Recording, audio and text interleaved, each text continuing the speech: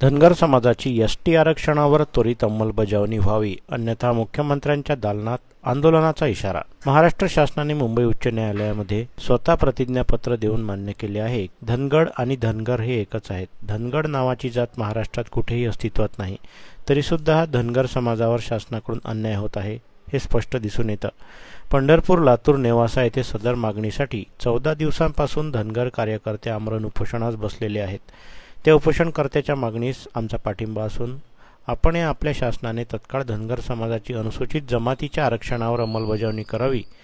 सदर निवेदनाचा गांभीर्याने विचार करण्यात येऊन योग्य निर्णय घ्यावा. विचार न झाल्यास धनगर समाज हजारोंच्या संख्येने राज्यव्यापी वेळकाळू आंदोलन सरकार दरबारी करेल व त्यापासून झालेल्या विपरीत परिणामास शासन जबाबदार राहील, असा इशारा अमित महात्मे यांनी निवेदनाद्वारे माननीय जिल्हाधिकारी यांच्यामार्फत मुख्यमंत्र्यांना देण्यात आला. अमरावती जिल्ह्याच्या धनगर समाजाच्या वतीने माननीय कलेक्टर साहेब यांना निवेदन देण्यात आलं की धनगर समाजाच्या ज्या वेदना आहे त्या तीव्र वेदना शासनापर्यंत पोहोचल्या पाहिजे.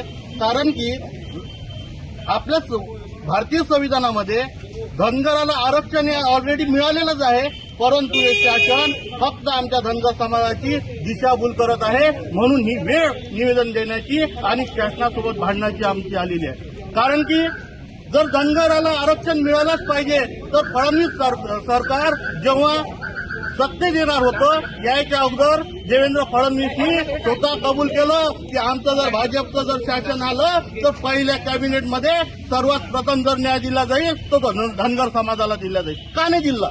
त्यांना शासनाला माहीत होतं की ऑलरेडी धनगर एसटी मध्ये समाविष्ट आहे, म्हणून फडणवीस जबाबदार व्यक्ती असे तेव्हा बोलले होते, परंतु त्याची अंमलबजावणी अद्यापपर्यंत झालेली नाही. आता परत ते उपमुख्यमंत्री आहे, परंतु अजूनही ते झोपलेलेच आहे. म्हणून त्यांना जाग आणण्यासाठी खऱ्या अर्थानं हे कलेक्टर मार्फत आमचं निवेदन शासनापर्यंत जाण्याची वेळ आमच्यावर या शासनानं आलेली आहे. म्हणून या शासनाचे आज आम्ही समाजाच्या वतीनं तीव्र निषेध करतो आणि या शासनाने आम्ही दिलेल्या निवेदनाची दखल घ्यावी आणि आम्हाला ज्यात आम्ही समावेश आहे त्यात आमचा समावेश करावा, एवढंच आजच्या प्रसंगी बोलतो. आम्हाला कित्येक वर्षापासून आरक्षण नाही.